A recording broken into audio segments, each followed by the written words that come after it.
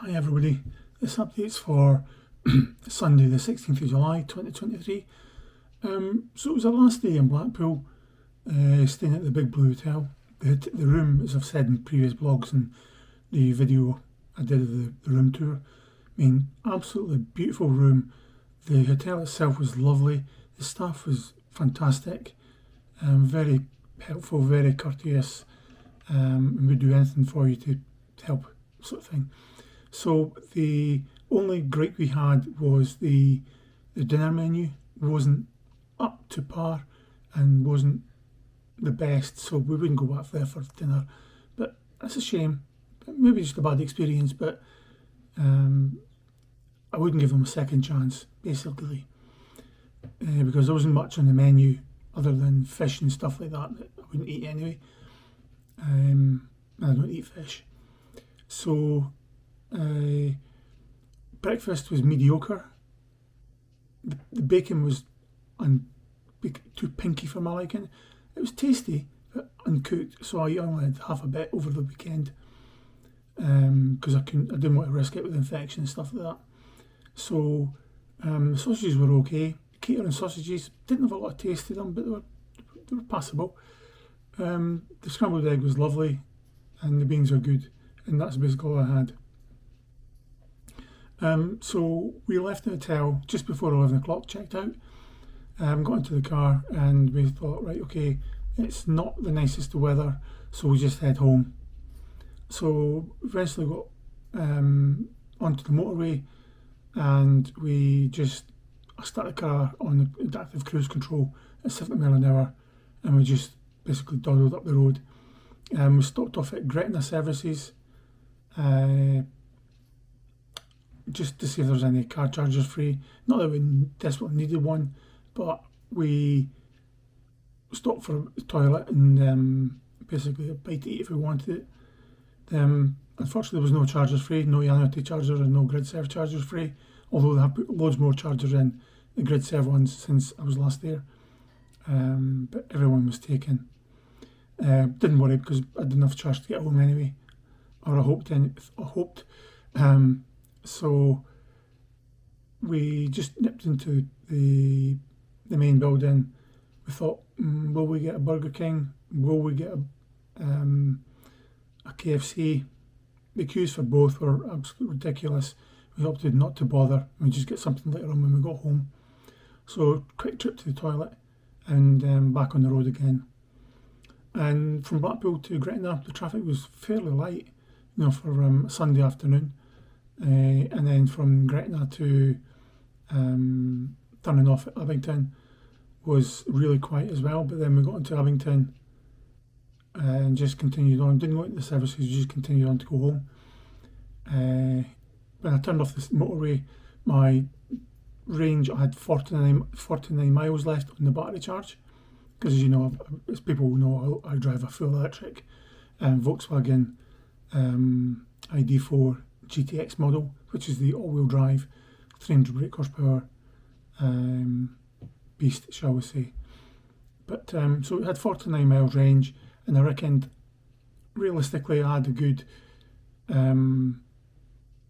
40 miles to go. Thought, okay, maybe pushing it, but we'll see what happens. It was much slower roads as well, so we thought we'd just risk it. So if I wanted, I could have stopped in Biggar, and I knew I could stop in Biggar and just charge up for a little bit, just on the slower chargers. But so we left the motorway, drove past Abington Services, and on the way we got through into Biggar. The range on the car was showing 54 miles, so I don't know, I travelled 15 miles or something, and I gained 4, so you tell me. So the whole range thing is a total guessometer, as I call it. It's not accurate. It maybe works based on the speed you're going at, but the road was slower than the motorway, plus there was less hills, so it probably took that into effect and then increased the range because you're not using much power. So then drove home. We got stuck in traffic, basically from outside Biggar, slow traffic all the way to the Edinburgh City bypass, and we just crawled along basically. I got past one vehicle, two vehicles that were causing a bit of an issue, slow wise.